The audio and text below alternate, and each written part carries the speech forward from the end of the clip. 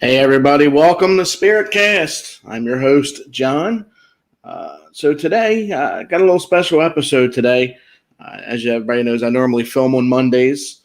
I decided that need to do a couple extra days. So I got a special guest on with me today. And if anybody's familiar with The House in Between, it was a documentary film. It's with John Bullard and Brad Cooney. I was supposed to have Brad on earlier, but he's having a severe ice storm going on in his area, and he lost power, and his modem was fried and all that other good stuff. But want to know a little bit about this house. I'm pretty sure everybody else does. So we're going to get right to it. Here we go.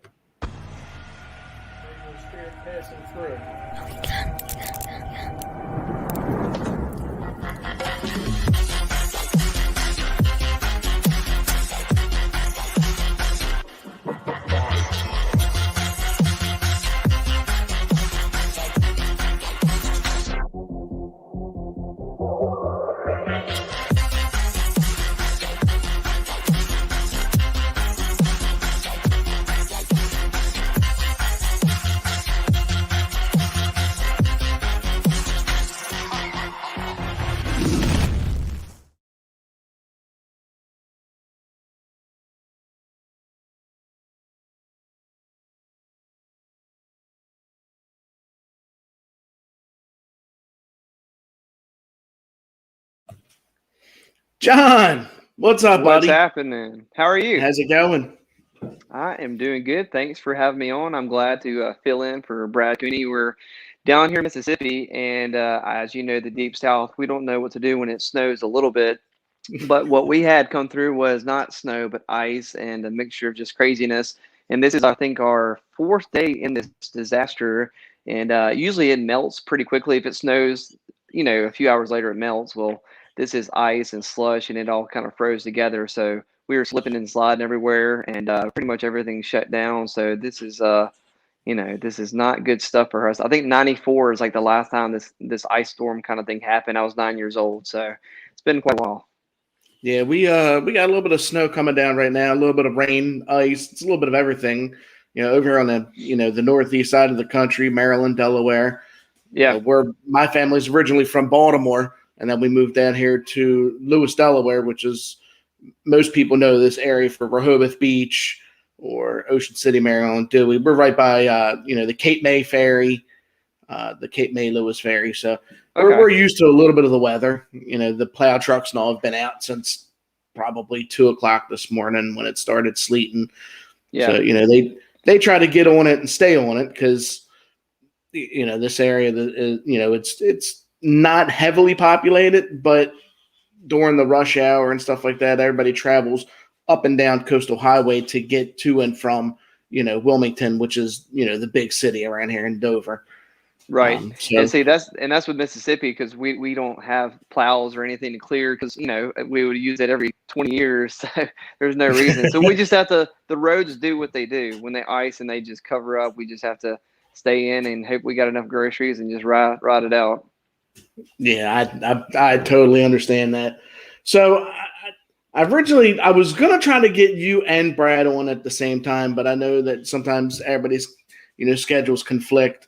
So it's a little tough, but I've watched the documentary film that you starred in, The House in Between, probably 5 or 6 times over the course of since it's been out, and I try to pick up a lot of different things that have gone on. My biggest question is, I want to start off with you personally. How did you get involved with the paranormal? It's not like a normal thing where somebody wants to chase around ghosts and scary things. Most people run from this kind of stuff. So how did you get involved with it yourself? So my journey started out when I was a little kid, and I'm definitely not a medium. I think there's people out there that have that ability, and I think there's people out there who claim they have that ability, and it's kind of a muddled field. And I've met some really talented people who do have a true gift. So what I have, I call it a peek through the veil. So I can hear spirit voices at times. I see shadow figures. I'm a lot more sensitive than a lot of, I guess, normal people. When I was about 10 years old, my grandparents lived in a small town in Mississippi, and my grandpa father owned a junkyard and he did estate sales. So we would go to a lot of houses. I'd help him clear out stuff. And that's kind of when I first started picking up on stuff. I would go to certain locations and properties and I would hear like whispering, I would see shadows. And I didn't tell anybody at the time because I'm a 10-year-old kid and nobody's going to believe you anyway. So I just kind of dealt with it throughout the years. This was probably 4 or 5 years on and off. It didn't happen all the time, but it was certain places that I would go to, certain situations I would be in where I would hear people whispering and talking, especially a couple of the houses we went to. I would see distinct shadow figures, and I just knew that there was something there, and I didn't think it was my imagination, but I wasn't sure. So again, I just kind of kept it under wraps, and I started researching, reading books, looking on the internet about supernatural, the paranormal, supposed haunted places. So in 2008, I actually got a couple friends who were not into the paranormal, supernatural at all. They were friends of mine, and I wanted to go to a place to kind of validate what I experienced as a child all those years. And we went to King's Tavern in Natchez, Mississippi, which is pretty famous on a location. Ghost Adventures and several other places have done the location.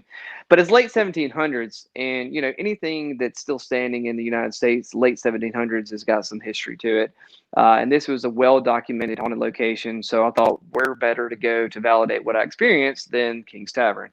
And I went into the investigation totally wrong. I had no idea what I was doing. I had the mini little cassette tapes to use for your like answer machine, you know. We had some old school gear, and I wanted something to happen. I was looking for every knock, every creak. I wanted to validate somehow that I wasn't crazy. And throughout the night, it was probably 6 hours or so, and we did capture an incredible EVP, which was the first time I've ever actually documented something on an analog recorder. And then we had a door slam, and it was just kind of a dramatic boom boom experience. But ever since that happened, it's just been a journey.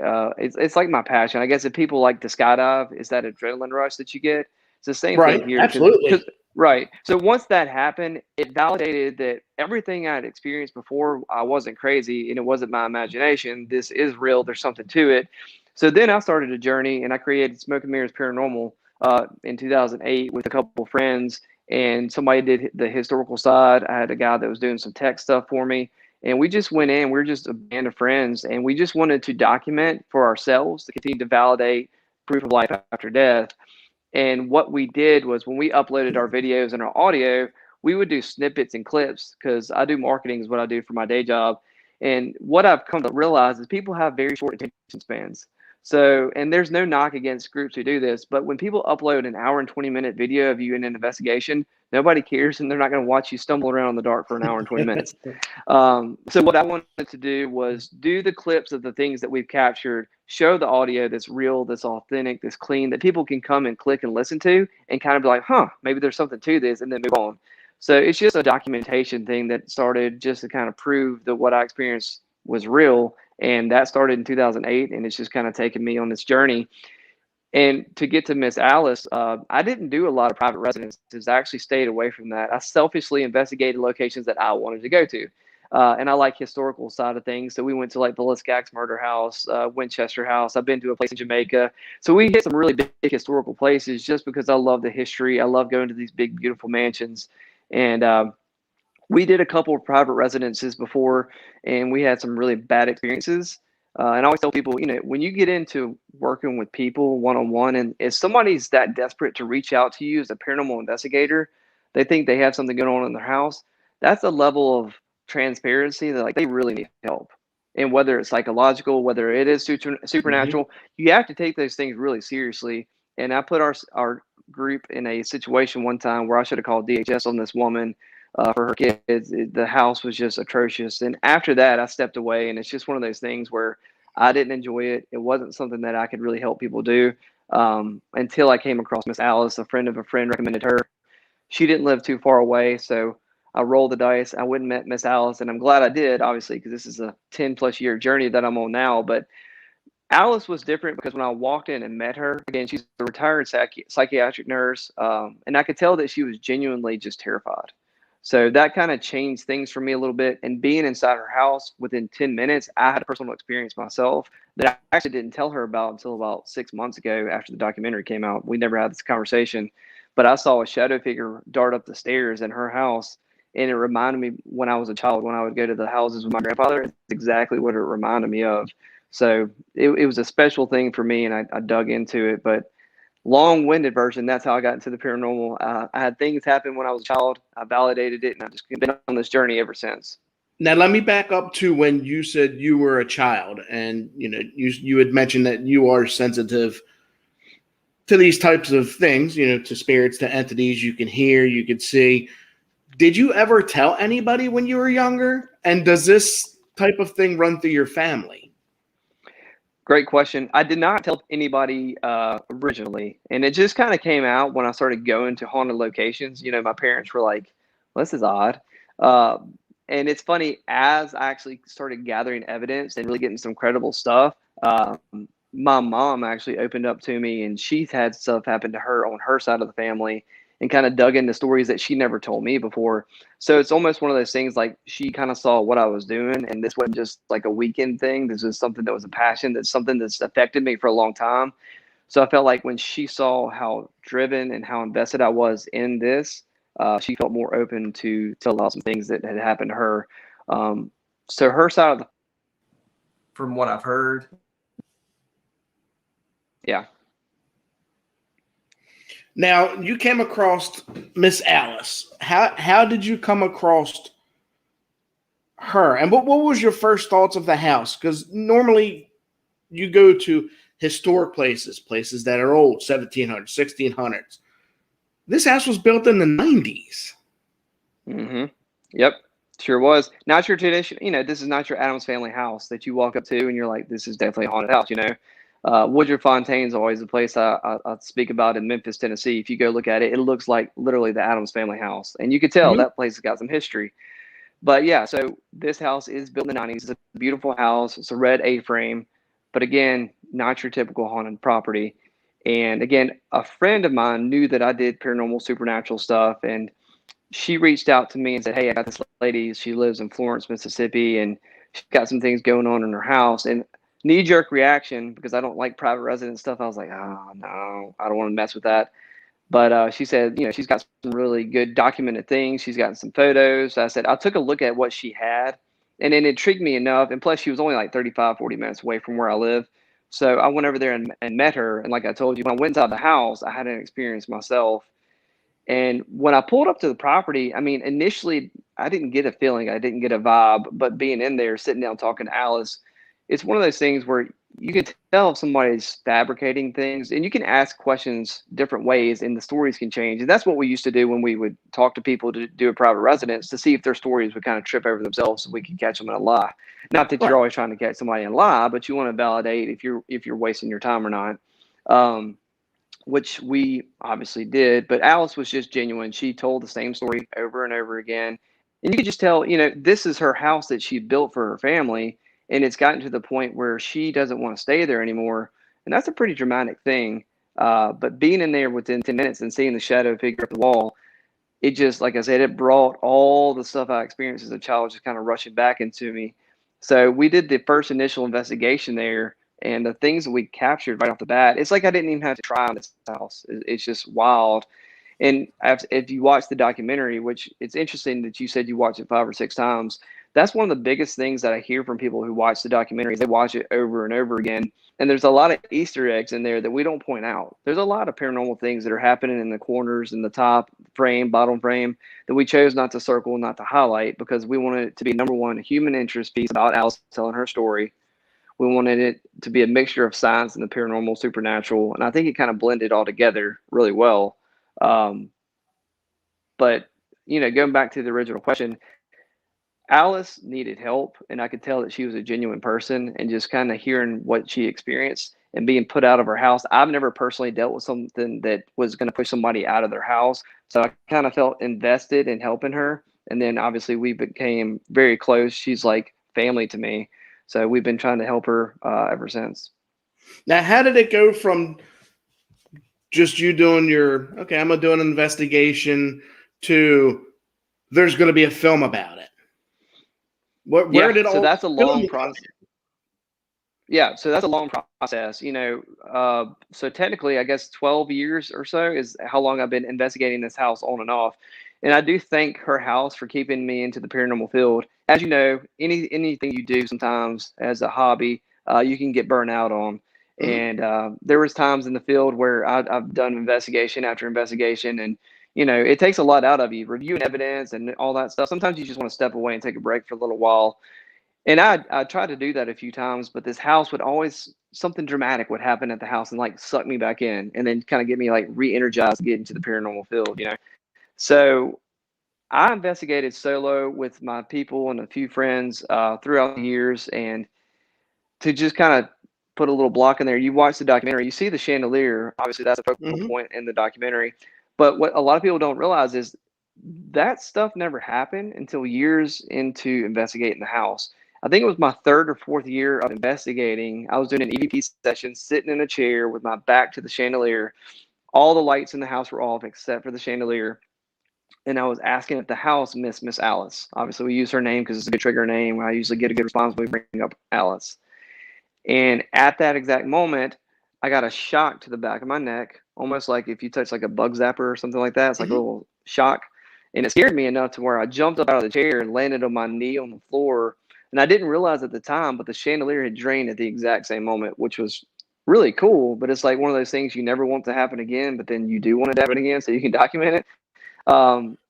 But then when that happened, obviously it's a twist on, twist off light. So I'm like, okay, that happened. Let's see if we can, reproduce it and get it to, happen again. So then that became a focal point. But again, that didn't happen until about 3 years inside investigating in the house. There was a lot of just EVP sessions, your typical boring investigations inside the house. And we would get really clear evidence sometimes, but it's a long process. And I think it's easy to just watch the film and be like, oh, that's cool. But like 12 years of blood, sweat, and tears have poured into this house to get the things that we've documented, and the timeline to show the authenticity. Because the chandelier, for the most part, you can leave it on for 3 or 4 months, weeks, whatever, and nobody's in the house. The light's never going to turn off. Typically, 98% of the time, the light will only turn off when we're inside actively investigating, which is interesting.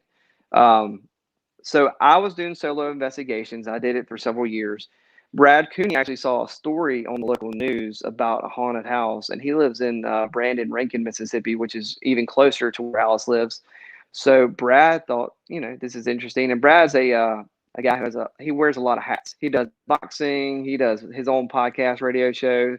He's been in the Navy, so he's all over the place. And he thought it'd be cool to come check out a haunted house. He was never a paranormal investigator. He just thought he'd come and poke and prod and see what he got. So Brad came in, he got some pretty good evidence as well. And we introduced, met each other. And I always tell people it's great to bring a fresh set of eyes onto a location. Never want to keep people out. Don't want it to just be your location. You need to have different people, different energies, different personalities coming into these locations to see if the house reacts differently to that person, and we're all trying to get one common goal, which is to prove life after death. And the more consistency we can have with different people doing that, I think it helps. So Brad came in, he had his own ideas. We kind of put our heads together, and then we kind of elevated it. And then, the chandelier had happened, and we started focusing on that. And then we decided, okay, let's take 2 or 3 other things inside the house, and let's make focal points, and let's see if we can verbalize it and get them to manipulate something else. One of those things, if you watch the documentary, obviously, is the baseball. I was going to ask you, what made you guys put a baseball on the steps? That's not the reason the steps, and really that's not normal. Like, I guess that's not something that I would actually think about, but obviously it worked. Right. And then not only did it work, but then when Steve had got there, you guys had debunked wind banging on the steps, walking up and down the steps, which brings, more truth to it. But that was a hell of an idea. Right. So it came to the stairwell because, we would do tours in the house every now and then. We'd have 4 or 5 people come in and they'd walk the house, and we let them investigate and take part in a real ghost hunt. It's a good time for people. But we would always have people stand up and walk the house and tell us, hey, does any part of the house feel different? And people would peg it. I would say 8 out of 10 times, everybody would peg the same area. So the stairwell is a very high traffic area of activity. And we've always known that. Like I said, the first time I came in the house, I saw a shadow figure dart up the stairwell. And Brad himself had several experiences at the top of the stairwell and just on the steps in general. So we thought, okay, let's get some trigger objects over here, something that obviously is not easy to manipulate, but if there's something with enough force, we can get a reaction.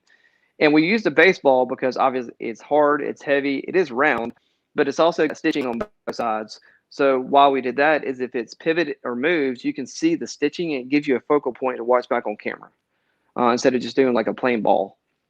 So we decided to do that, and I don't know how long the ball sat there. It was probably at least a couple months, if not longer. And it's one of those things that you don't really think about, but if you're a paranormal investigator, you know how long investigations can take. It's a Mhm. long, drooling. It's not as sexy as you see on TV. This is not Right. wrapped up in I a mean, you 45-minute episode. could go hour, 2, 3, 4 hours, and nothing. Right. And we did the ball. We would go in there, we would talk to the spirits just like you're talking to a child, and that's how I kind of envision myself talking, is because I'm trying to teach these entities, the male, the female, whoever is there at the time. We do feel like there's two dominant spirits at the house. We do feel like there is a portal and that there's energy always changing, which makes sense. But we wanted to verbalize exactly what we wanted to happen. And we went in the house and we talked about the baseball, using the energy, pushing it forward, and we did that over and over and over again. And you think about 2 months, you try something, you get the same reaction, you do it again, that starts to become insanity. That's what people tell you. But eventually, as you see in the documentary, the ball finally reacted. And I'll never forget the first time the ball came down. It was like being a 10-year-old kid on Christmas morning, you get your bike that you want. It's the coolest thing in the world, right? Um, we just couldn't believe it happened, and like, was it a fluke? Was there like a mini earthquake we don't know about in Mississippi? Like, I don't know. Like, what is the rational reasoning this would happen? But the neatest thing is it started to happen over and over. It's like once they got it, they could do it. And again, it's only whenever we're in the house for the most part. Every now and then that'll happen, which is even better when there's nobody in the house. It'll be sitting there and we can log it for 6 weeks, and then all of a sudden the ball just starts kicking down the stairs. It's pretty interesting. You have to have a conversation. And I think that's one of the biggest things that we wanted to do with this documentary. We didn't want it to be a jump scare. We didn't want it to be so heavy paranormal that it's just like watching an extended Ghost Adventures or a Ghost Nation episode. We really wanted to be very versatile, as in bringing these experts in and telling Alice's story and highlighting her, and then just kind of mixing in this stuff. And how Steve obviously got involved. That's what a lot of people want to know. Like, how did Steve become attached to this house? And it's like whenever I hit my level by myself as a solo investigator, Brad came along, and then we pushed it forward. And now me and Brad were up here, and we wanted to open the house up to the best of the best, and give a rational look. Steve's got a great reputation in the field. They Mhm. debunk a lot of stuff. They're very science minded, very rational, and we knew what this house could do. We knew how authentic it was. So we thought, why don't we reach out to Steve, see if he'll just come down for a visit, just see what he thinks about the house. And he doesn't fly. He has a phobia of spiders and flying. So he Yep. drove down to Mississippi. And walking inside the house, he said, "Hey, my name's Steve. I've traveled a long way to be here. I'd love to introduce myself more and get to know you. Can you give me a sign that you're here?" Boom! Something dramatic happened right in front of his face, right on cue. And I know this sounds crazy, but I feel like the entities, the intelligent spirits that are in the house, are helping us tell their story, because the things that happened with Steve was in there in such a small batch of time. It's like the paranormal Powerball. I mean, you can't make things happen. We always tell people in our tours, all right, it's 9:30. You're gonna have a full body apparition coming down the stairs in about 5 minutes. We can't do that. But for what happened with Steve when he was here, it was awesome, and it perplexed him enough to he left, and 2 or 3 days later he called Brad back and said, "I need to come back down the house." So he came back down again. So he tested it again, and boom, the house showed up. Um, and showed out for Steve. So it really, really perplexed him. A side note, funny story that we've only told a couple people. So we've been in the house for decades, okay? And the house is clean. There's no insects, there's no snakes, there's no bugs. So he is horrifically afraid of spiders. Mhm. I've never seen a spider in the house. I mean, maybe once, I don't remember. So we go in the house. The first time he walks in there in the hallway, there's two enormous wolf spiders in the hallway, and I thought he was going to pass out. So like I've never seen spiders, but for some reason when he came down, the house was like rampant with spiders. It was the weirdest thing in the whole world. So I just thought that was a funny little side note. Um, but so Steve was, after the second time he came down, he asked, he said, "Have you guys ever thought about making a documentary, kind of telling Alice's story?" And obviously, we never thought about that. It'd be neat to do, but it's a big project to take on. And Kendall Welton, which is amazing cinematographer, and his wife Vera that does stuff with him as well. He'd worked with Steve on Ghost Hunters for several years, so he kind of reached out to him, and they really built a dream team together. I always tell people the House in Between is so special because we had Corey Frost, our editor. He does a lot of stuff with ESPN. Having Steve and Kendall have the brain to put all this together and the way they shot it, the cinematography on the documentary, it just makes it that much more intriguing and really highlights things. And when we did the investigation, we thought about shooting it in the black and white IR or the green IR, like you see on TV a lot. Mm-hmm. But Kendall really fought to he really fought to shoot it in shadows, which I thought was great. There were certain lights in the house, but we shot it there in shadows. So I just thought that was unique and different. So everything about the documentary is kind of like lightning in the bottle. And if you watch it, the last 15 minutes of the documentary is pretty wild. So again, it goes back to the paranormal Powerball for the dramatic stuff that happened while they were inside the house filming, and it's truly incredible. Now, I have one of my other investigators that I investigate with here in Delaware. Her name is Rachel, and she had a couple of questions. She was trying to tune in, but her work has called her into like 7,000 meetings. So she had said that she is curious to know what your thoughts are on haunted items, especially dolls. Okay, gotcha. So I have dealt with haunted objects a few different times. One location that we did that stands out in my head is a mansion, and it's a big Civil War plantation. However, the property was never haunted until they put a painting inside the house, and this painting is hung in one of the top rooms. And it's one of those stories that you hear about, but you don't know if you really believe or not. Even though we do some crazy stuff, I should believe everything by now. But they had seen like shadow figures of her walking. She's in a green dress. She's got her hair up. Very distinct woman. And this is the only time that I've captured like a shadow figure on a wall clear enough on camera where you can make a silhouette, and it looks just like her. And we caught high heels walking up in the area. So it's one of those things where before the painting was in there, they never had problems. But since the painting was in there, it's just rampant, and it's in the upstairs area right where the painting is. And going with the dolls, it's one of those things where you question, like, why would an object be haunted? I guess that's what you have to ask. Like, what would make something attach? And is it residual? Is it something that's intelligent? There's a lot of different like rabbit holes you can go down when you ask that question. But I do think that items can be haunted. I do have a music box a lady gave me that it's 1960s. It's not that old, but it plays Happy Birthday. It's a little ballerina. And the lady sold antiques on eBay. Her husband passed away. She was a widow, doesn't believe in paranormal or know anything about it, but she had this object. She got in a couple weeks, put it in the back of her house, and she heard a little girl laughing and ball bouncing, and she attributed it to that object. I met her in a Kroger parking lot. She wanted to give it to me because somebody told her that I do haunted, ghostly stuff. And so I took it. You never know if it's authentic, if there's an attachment, if it's really haunted. But I put it in our side of our house where we keep our stuff.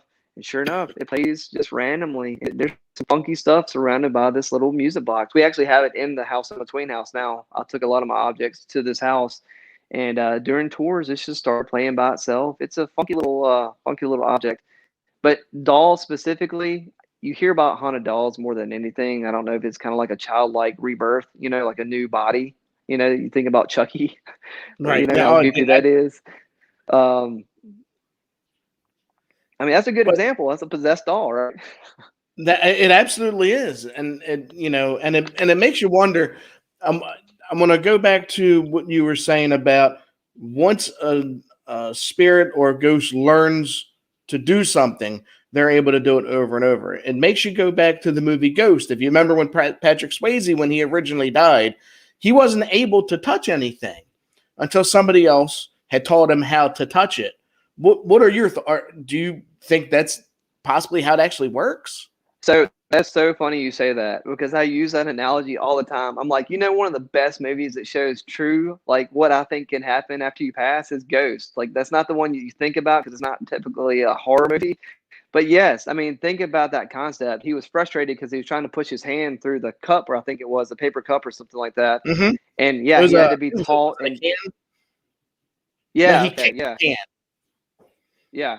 So but he was frustrated, and it's like, whenever we're in an investigation and asking something to happen, and like, let's say we do have the ball come down the stairs, we're so greedy to be like, all right, can you do it again? And it's kind of like one of those things where that energy may be the equivalent of us walking 4 or 5 or 6 miles, and it's like they just made something move, an object, and you're telling them to do it again. And they're like, dude, kiss my butt, I can't do that again. Like calm down.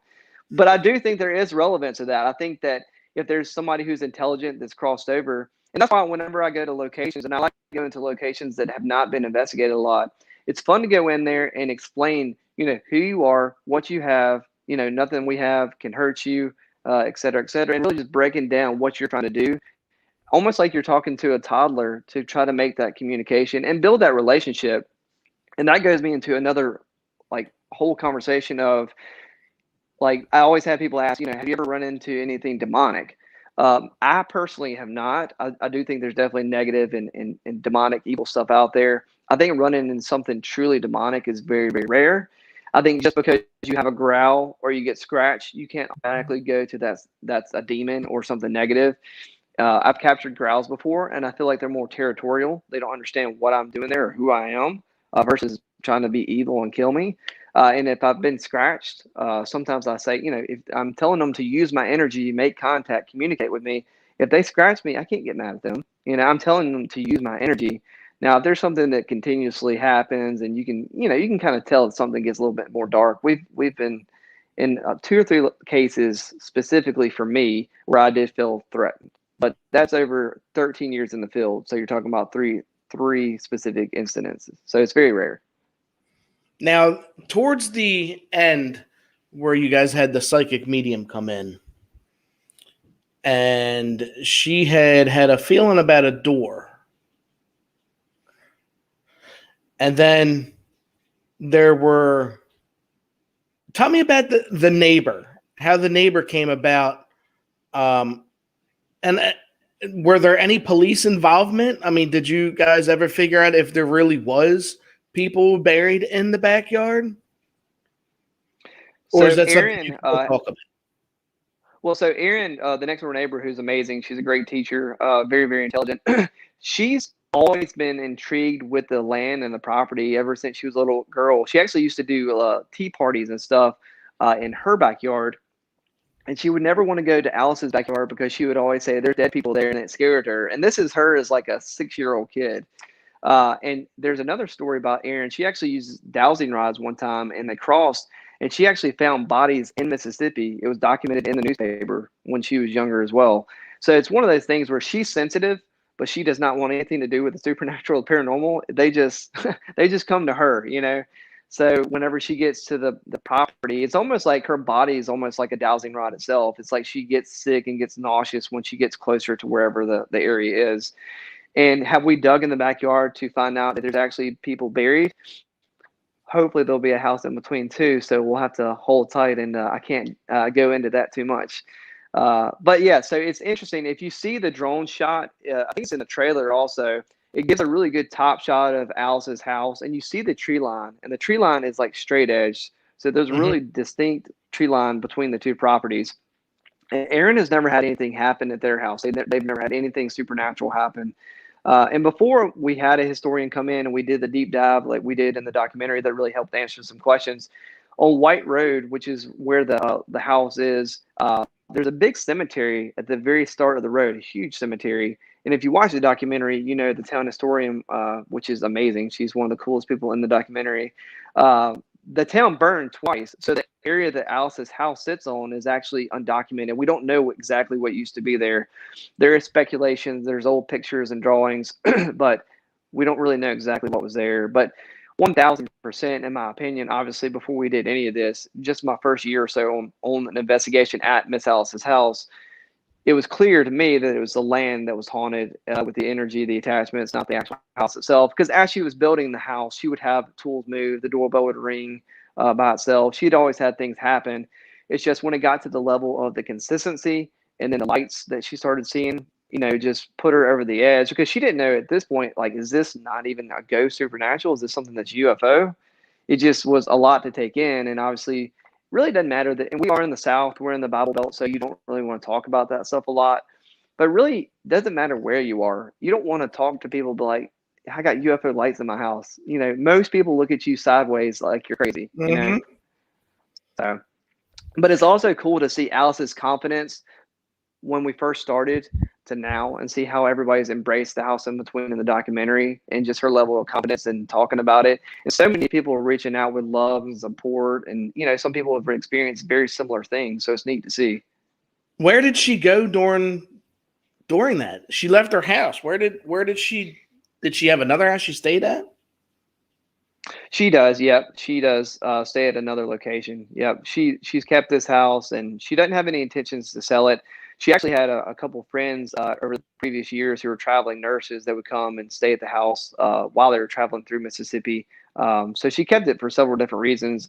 But really, now that we're so deep into this, I mean, it's kind of like a research institute for our paranormal studies, as crazy as it sounds. And since the documentary, we've continued to actively investigate the house. The house still has very consistent activity, and we're trying some different devices that have not been used before, and not necessarily paranormal devices, but we're just trying to think outside the box, like we did with the baseball. It was random to put a baseball on the stairs and see if it could happen.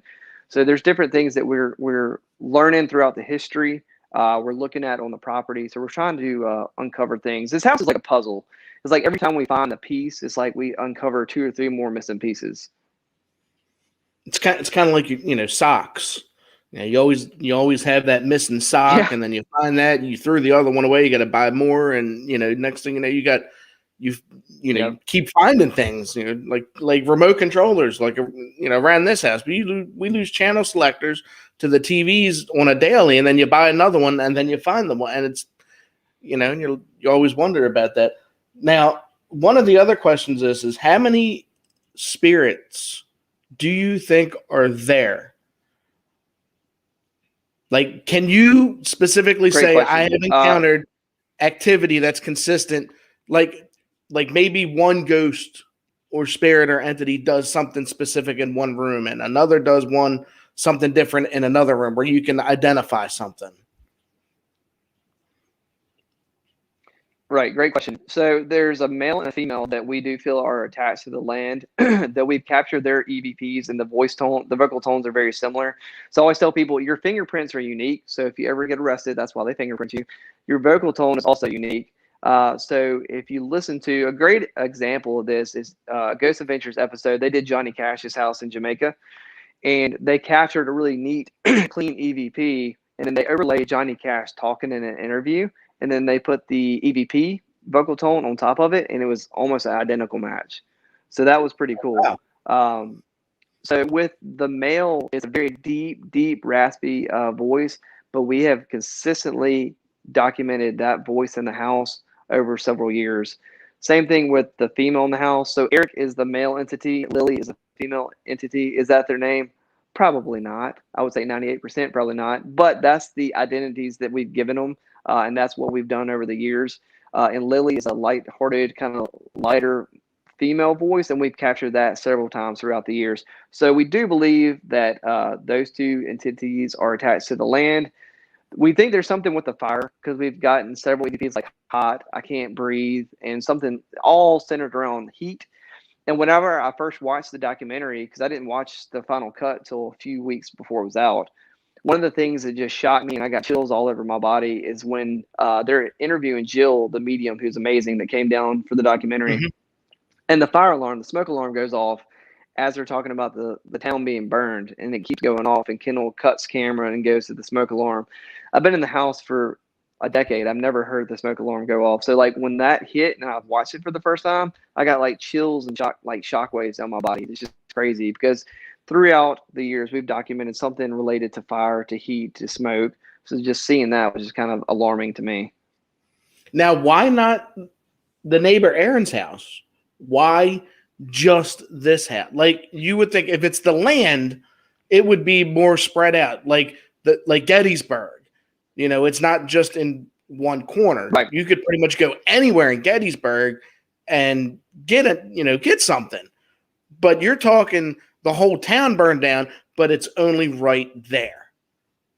Was there, through your, I guess, through investigation, right. So was there any houses that were there, or is it all undocumented? There were some houses on that property, smaller houses, and you look at ley lines, you look at limestone, you look at like things like portals. Is that a possibility?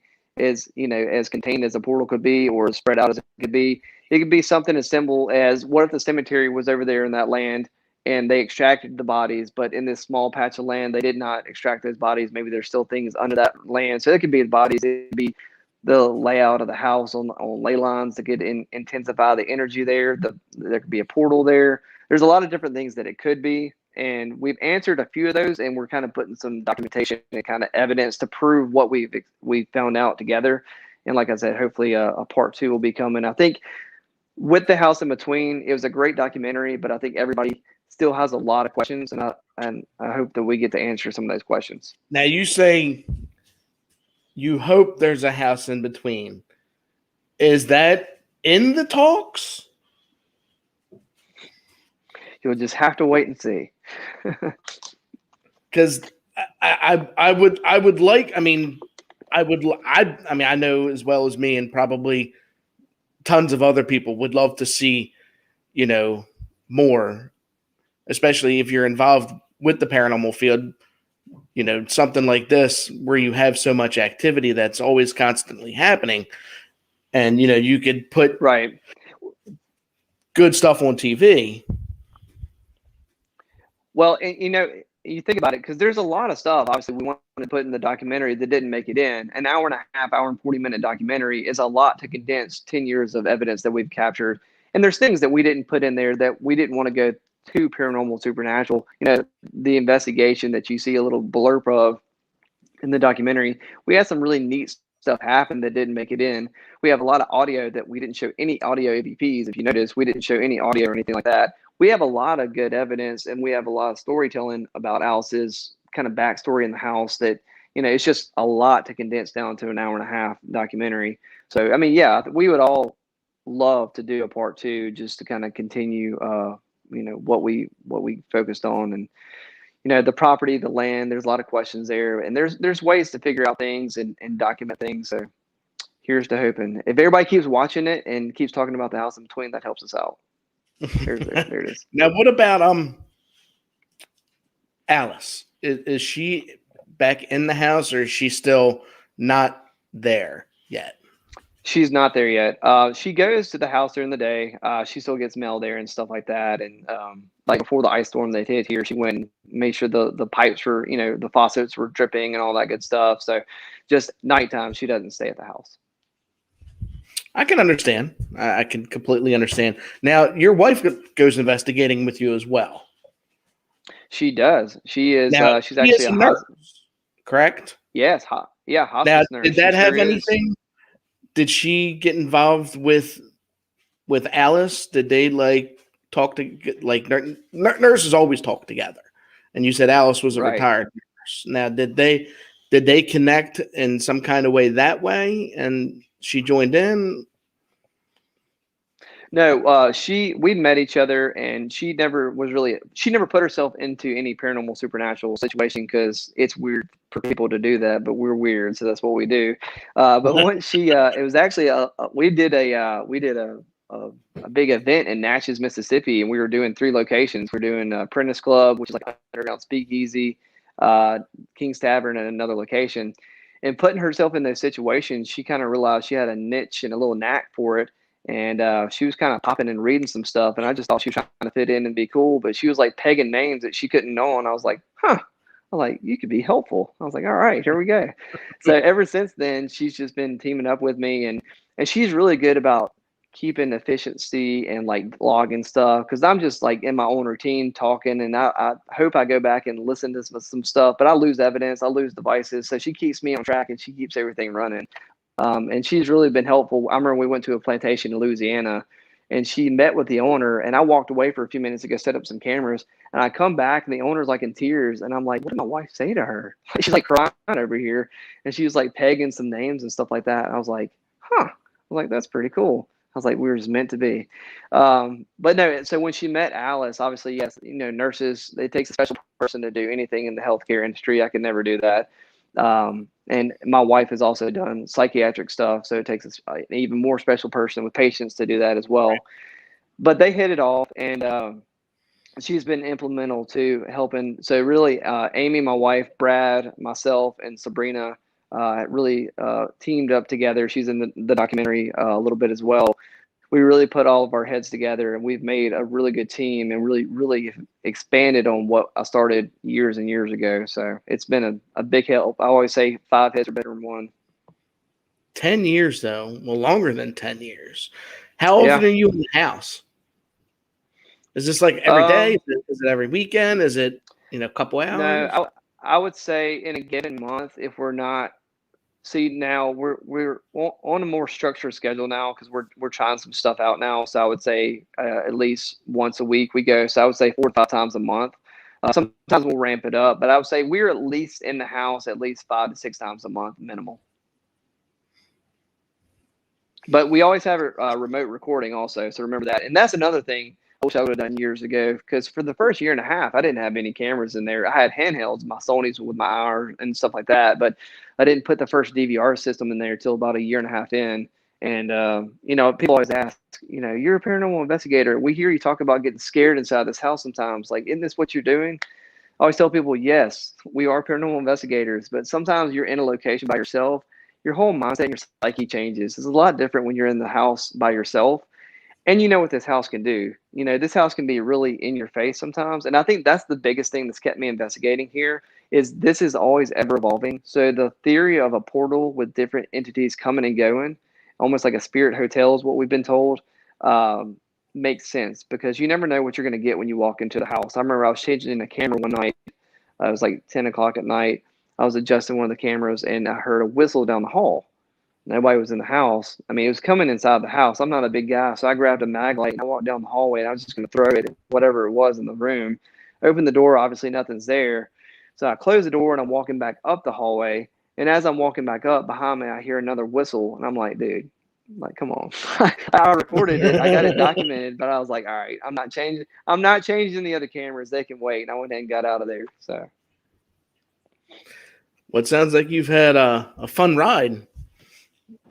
And I would definitely. Yeah, it's been, and I've always still encourage a part 2. So I always, you got to get Steve together. Brad is Well, I tell Brad all the time, he's a spoiled child, because Brad's first location, he locked into the house in between, so he's spoiled.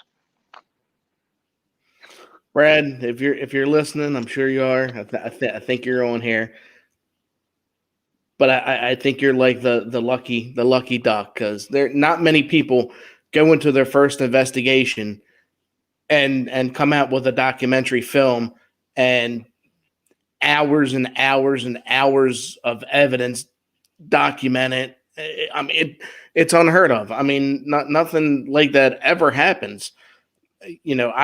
I just did a hotel down the street here in Delaware, and I mean, people have seen entities, people have seen things walking in the hallway, doors opening and closing, covers being pulled off of them while they're sleeping. And I mean, and it's documented over and over. I mean, they have things on film. Did I get anything? No, nope, nothing. And that's just all. how it goes. And yeah, and that's one thing about going to the historical places too. Like, where do we go? I mean, I've been to Velisca before, and there's just nothing. I mean, the place is cool. You know, it's got activity, but just because you go doesn't mean they're going to show out. You just never know. So I always tell people it is neat on the tours. The verbiage I use is, you know, I always say you want Vegas odds to roll the dice. You got good odds. If you come to this house 3 times, you're bound to leave with something, which is really really neat. It may be small, it may not be the baseball coming off the stairs or the light shutting off, but there's so many things that happen inside the house. It's just, you know, it gives you motivation to go there. And that's what we need sometimes. When I said I almost stepped away from the field a few times, if you go to 5 or 6 locations and you get nothing, I mean, remember, after we finish the investigation, then we have to review audio, we have to review video, and you're sitting there watching nothing and you're listening to just silence. It It's starts to wear discouraging. on you for a while, you know? Yeah, yeah, it is. It absolutely is discouraging, and that's why a lot of people get out of it. And I talk to a lot of people, a lot of my friends, they coworkers, and friends of mine, they always say, I want to do it. I want to see this and I want to see that. And I'm like, it's really not like what you think it is. You're sitting in a dark room talking to yourself. That's basically what you're doing for hours on Yeah. end. And then you come home and you're sitting in another dark room, looking at your cell phone, a dark room, and listening to hours. And, you do I have 4 DVR cameras, and then I got 2 handheld cameras, and I got, 2, I got a Spirit box, and I got, 2 EVP recorders. So, if I take 3 people with me and we do, let's just say a 4-hour investigation, something short, nothing big. I got 4 cameras. That's 4, 8, that's 16 hours right there. You got to watch, because you're not going to watch. I'm not going to put up the 4 cameras at the same time. You're going to miss something. If something subtle happens, you're going to miss it. So you're watching Yeah, your each brain camera can't for 4 focus hours. on 4 cameras. Yep. Yep. And then you have the audio, and then, you just get, and if you don't catch anything, someone who is just getting into this, that's just something to walk out of. And it's like, man, that sucked. That was boring. We sat there for 4 hours, didn't hear nothing, didn't see nothing. We came home, we watched this same thing.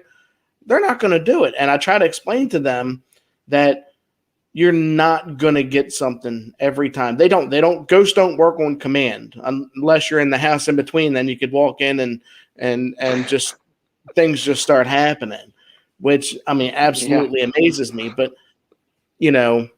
I don't know how much you travel. You like historical things. There are, have you ever done any lighthouses? I have not. I have not done Lighthouse. Obviously, St. Augustine is one of my bucket lists, which Mm-hmm. Kendall, he got to tell me all his cool stories, because I think Kendall's been to like 600 locations or something nutty like that. So I love him and I hate him at the same time. I can agree. But yeah, we have a couple lighthouses over here, and I don't know if you're familiar with it's a big haunted place here in Maryland. It's called Point Lookout. I don't know if you've heard of it. Mm-hmm. But I've heard of it. Yep.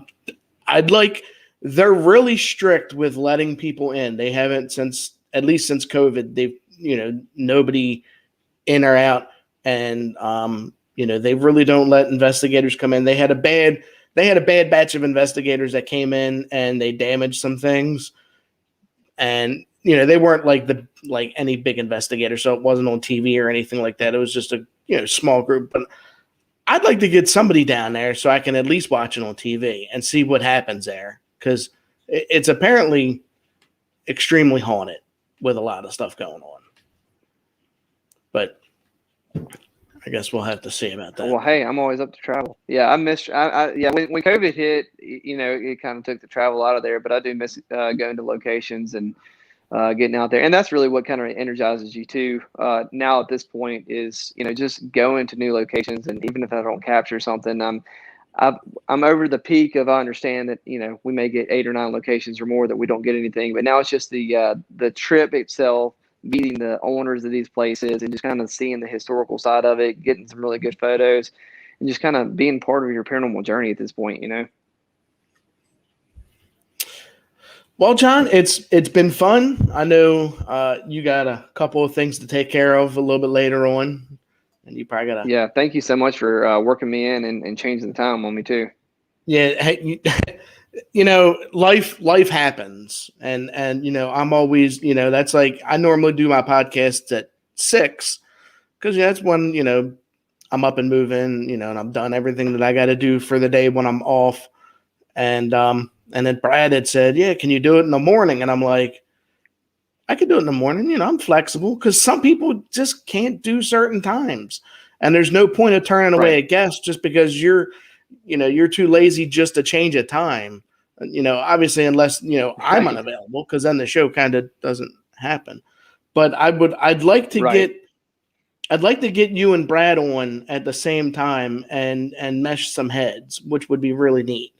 Obviously, I'm going to wait till the ice storm ends and you guys can clear up, because what you guys got 4 days ago is what we're getting right now. Because you had that weirdly, long... I think like 4 days from now. Yeah, 4 days from now it's gonna be like 70 degrees. So we'll be back shortly. Well, it was 60 degrees yesterday, and now we have ice on the ground. Yeah. So the Delmarva Peninsula between Delaware, Maryland, Virginia, the weather, I mean, if you don't like the weather, hang around because it's going to change. Trust me. Yeah.